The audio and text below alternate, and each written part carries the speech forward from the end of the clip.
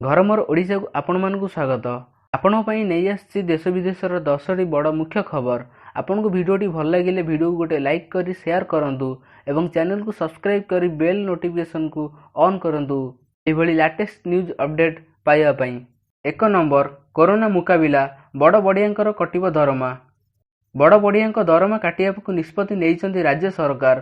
Corona मुकाबिला पाई अर्थर आवश्यकता को पूरण करिया पाई सरकार एपरि निष्पत्ति नेइचंती बोली कुहा जाउची।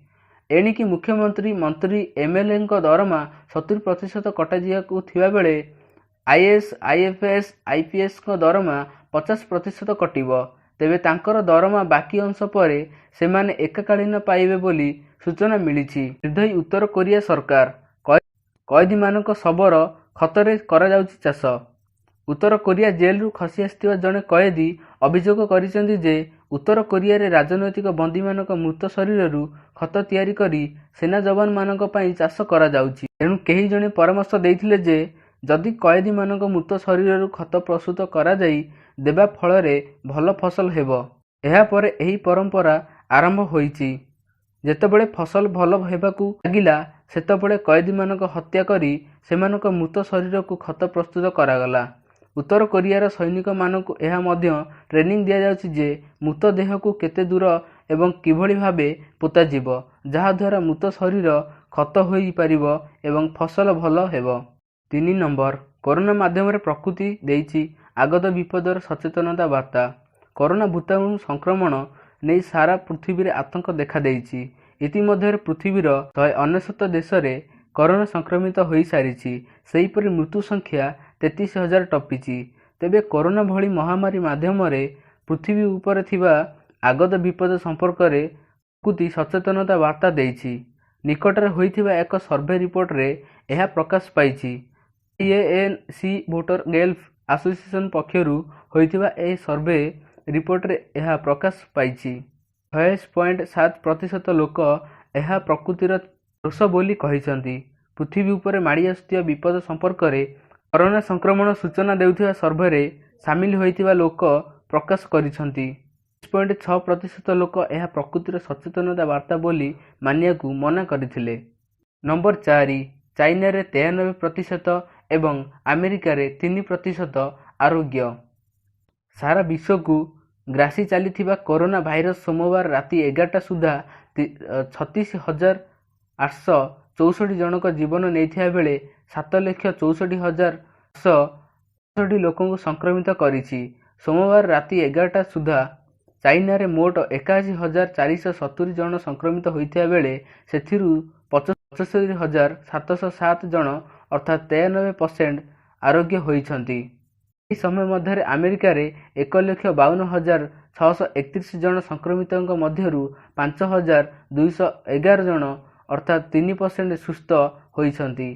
स्वास्थ्य सेवा क्षेत्र रे चाइना ठारू अमेरिका यथेष्ट आगे थिबा सत्वे आरोग्यଙ୍କ संख्यार व्यापक तफात विश्ववासी को जेतिकी चिंता पकाइछि सेतिकी भिन्न भिन्न चिंता करिवाकू बाध्य करूछि।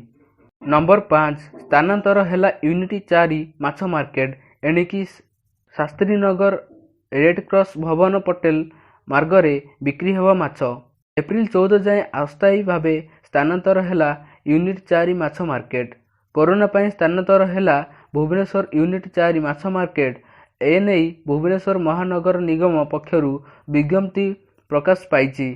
4 नंबर रे थिबा माछ मार्केट एणिकी आसंता काली ठारू शास्त्रीनगर रेड क्रॉस भवन पटेल मार्गरे बसिबो। चिकेन मटन दुकान पूर्व भली 4 नंबर रहिबो। एही दुकान स्थानांतर होई नाही। सामाजिक दूरता रक्षा पाई बीएमसी पक्षरु एही पदक्षेप निया जाइछि। नंबर 6 होम आइसोलेशन रु बाहरी आत्महत्या कला कोरोना संदिग्ध।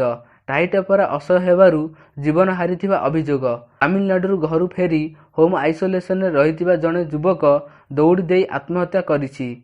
खबर पाई पुलिस पहुंची तदंत आरंभ करिछि। पुलिस सूचना अनुसार धमतरी जिलार गणपत मरकाम तमिलनाडुर बोर खनन काम करुथिला। गत मार्च 20 तारिख रे से घर को फेरिथिला। घर को फेरिबा परे स्वास्थ्य विभाग तांको जांच करिथिला एवं सुस्थ थिले मध्य 14 दिन होम आइसोलेशन रे रहिबाकू परामर्श देइथिले। ମାତ୍ର ଡାକ୍ତର ଓ ପୋଲିସ ବାରମ୍ବାର ବୁଝାଇଥିଲେ ମଧ୍ୟ ସେ ବୁଲିବାକୁ ବାହାରି ପଡ଼ୁଥିଲା। ଗାଁ ଲୋକେ ତାକୁ ଏନେଇ ସବୁବେଳେ କହୁଥିଲେ। ଫଳରେ ବିରକ୍ତ ହୋଇ ସେ ଗାଁ ପାଖ ପୋଖରୀ କୂଳରେ ଥିବା ଏକ ଗଛରେ ଫାଶୀ ଲଗାଇ ଆତ୍ମହତ୍ୟା କରିଦେଇଛି। ନମ୍ବର 7, କରୋନା ଭଳି ମହାମାରୀ ସମୟରେ ଫେସବୁକ୍ ବଢ଼ାଇଲା ସହାୟତାର ହାତ। ଆମେରିକୀୟ ଗଣମାଧ୍ୟମକୁ ଦେଲା $10 କୋଟି। ଏବେ ସମଗ୍ର ବିଶ୍ୱର ପ୍ରତ୍ୟେକ ଦେଶ କରୋନା ଭାଇରସକୁ ନେଇ ଚିନ୍ତିତ ରହିଛି। ସମସ୍ତ ସଂସ୍ଥା ନିଜ ନିଜ ସ୍ତରରେ ଲୋକଙ୍କୁ ସାହାଯ୍ୟ କରିବା ପାଇଁ ଲଗାତାର କାର୍ଯ୍ୟ କରୁଛି। ଏବେ ସୋସିଆଲ ମିଡ଼ିଆ କମ୍ପାନୀ ଫେସବୁକ୍ ମଧ୍ୟ ସାହାଯ୍ୟ ପାଇଁ ହାତ ବଢ଼ାଇଛି। ଫେସବୁକ୍ ଏହି ମୁସ୍କିଲ ସମୟରେ ଆମେରିକାର ନ୍ୟୁଜ୍ ଇଣ୍ଡଷ୍ଟ୍ରିକୁ $10 କୋଟି ଆର୍ଥିକ ସହାୟତା ଦେଇଛି। ନମ୍ବର 8, WHOର ଚେତାବନୀ, କୌଣସି ଆଣ୍ଟିବାୟୋଟିକ୍ କରୋନା ଭାଇରସକୁ ମାରିପାରିବ ନାହିଁ। ବିଶ୍ୱ ସ୍ୱାସ୍ଥ୍ୟ ସଂଗଠନ କହିଛି ଯେ ଯେଉଁ ଗୁଜବ ପ୍ରକାଶ ହେଉଛି ଆଣ୍ଟିବାୟୋଟିକ୍ ଦ୍ୱାରା କରୋନା ଭାଇରସକୁ ମାରି ଦିଆଯାଇପାରିବ ତାହା ବିଲକୁଲ ଭୁଲ ଅଟେ।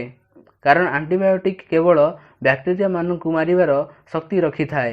ବାକି କୌଣସି ଭାଇରସର ଏହା କୌଣସି କ୍ଷତି କରିପାରେ ନାହିଁ। କରୋନା କୌଣସି ବ୍ୟାକ୍ଟେରିଆ ନୁହେଁ, ବରଂ ଏହା ଏକ ଭାଇରସ। ଏବେ କରୋନା ଭାଇରସର ଚିକିତ୍ସା ପାଇଁ ଏହାକୁ ବ୍ୟବହାର କରାଯିବ ଯେତେବେଳେ ଡାକ୍ତରମାନେ କୌଣସି ବ୍ୟାକ୍ଟେରିଆ କବଳରୁ ରୋଗୀଙ୍କୁ ଦୂରେଇବାକୁ ଚାହିଁବେ। 9 ନମ୍ବର, କୋଭିଡ୍-19, ବେଙ୍ଗାଲୁରୁରେ ଜବତ 12,000 ନକଲି N95 ମାସ୍କ। କରୋନା ମହାମାରୀରୁ ରକ୍ଷା ପାଇବା ପାଇଁ ମାସ୍କ ଓ ସାନିଟାଇଜର ଏବେ ଜୀବନ ରକ୍ଷାକାରୀ ପାଲଟିଛି।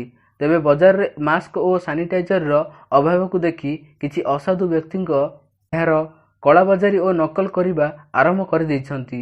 ନ୍ୟୁଜ୍ ଏଜେନ୍ସି ANI ଅନୁଯାୟୀ କୌଣସି ସୂତ୍ରରୁ ଖବର ପାଇ PCB ଏକ ଗୋଦାମ ଉପରେ ଚଢ଼ାଉ କରିଥିଲା। ଚଢ଼ାଉ ସମୟରେ 12,000 ନକଲି ମାସ୍କ ଜବତ ହୋଇଥିଲା।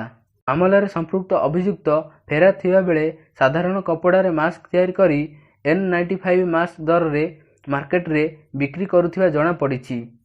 ନମ୍ବର 10, ବୁଲା କୁକୁର ଗୋରୁଙ୍କୁ ଦିଆଯିବ ଖାଦ୍ୟ।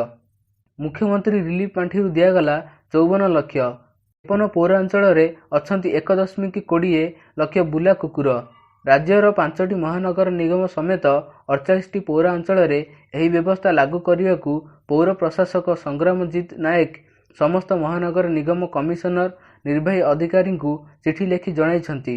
ରାଜ୍ୟର 5ଟି ମହାନଗର ନିଗମ ଭୁବନେଶ୍ୱର, କଟକ, ବ୍ରହ୍ମପୁର, ରାଉରକେଲା, ସମ୍ବଲପୁର ସମେତ 48ଟି ୟୁନିଟ୍ 48ଟି ମ୍ୟୁନିସିପାଲିଟିରେ ଥିବା ପ୍ରାୟ 1,20,000 ବୁଲା କୁକୁର ଏବେ ଖାଇବାକୁ ପାଉନାହାନ୍ତି।